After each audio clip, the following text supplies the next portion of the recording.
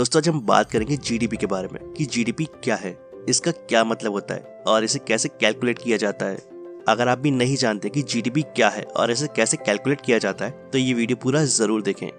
दोस्तों आप कई बार इस वर्ड को टीवी या न्यूज़पेपर में पढ़ते और सुनते होंगे कि हमारे देश का जीडीपी इतना बढ़ गया है या फिर इतना कम हो गया है, और तब आपके मन में ये सवाल जरूर आता होगा कि जीडीपी होती क्या है। तो आपको बता दें कि जीडीपी का मतलब ग्रॉस डोमेस्टिक प्रोडक्ट यानी कि सकल घरेलू उत्पाद होता है।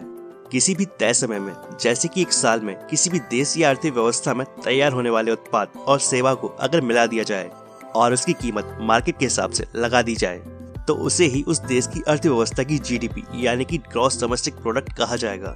मतलब एक साल में उस देश में जितना प्रोडक्शन हुआ है उसे ही जीडीपी कहा जाता है। दोस्तों जीडीपी मुख्य रूप से 3 चीजों पर बेस्ड होती है। पहला कृषि, दूसरा उद्योग और तीसरा सेवा यानी कि सर्विसेज।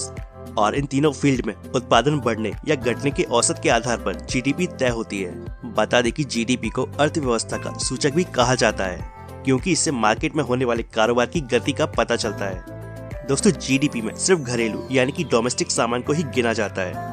मतलब जो चीजें हमारे देश में बनी होती हैं सिर्फ उसी की वैल्यू को जीडीपी में जोड़ा जाएगा। जैसे मान लीजिए कोई चीज भारत में बनी है और वो भारत या फिर किसी और देश में जाकर बिकती है तो उसे जीडीपी में जोड़ा जाएगा। और अगर कोई चीज किसी दूसरे देश में बनती है और वो भारत में आकर बिकती है तो उसे जीडीपी में काउंट नहीं किया जाएगा। किसी देश की अर्थव्यवस्था की हालत कैसी है ये जानने का सबसे अच्छा तरीका है जीडीपी। किसी देश की जीडीपी को कैसे मापा जाता है, अगर इसे बिल्कुल आसान तरीके से समझे तो मान लीजिए किसी देश में एक साल में सिर्फ 100 कुर्सियां बनती हैं और एक कुर्सी की कीमत 200 रुपए है तो उस देश की जीडीपी 20,000 रुपए होगी।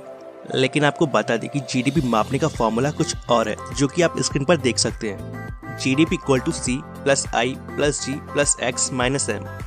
यहाँ पर C का मतलब है कंज्यूमर एक्सपेंडिचर, I का मतलब है इंडस्ट्रीज इन्वेस्टमेंट, G का मतलब है गवर्नमेंट एक्सपेंडिचर और X का मतलब है एक्सपोर्ट माइनस इम्पोर्ट। जैसे मान लेते हैं कंज्यूमर एक्सपेंडिचर $100 है, इंडस्ट्रीज इन्वेस्टमेंट भी $100 है, गवर्नमेंट एक्सपेंडिचर भी $100 है और एक्सपोर्ट और इम्पोर्ट भी $100 है, और तब जीडीपी होगी $300 क्योंकि जीडीपी की वैल्यू निकालते समय एक्सपोर्ट को इम्पोर्ट से माइनस कर दिया जाता है। अब बात करते हैं कि जीडीपी कैलकुलेट क्यों की जाती है।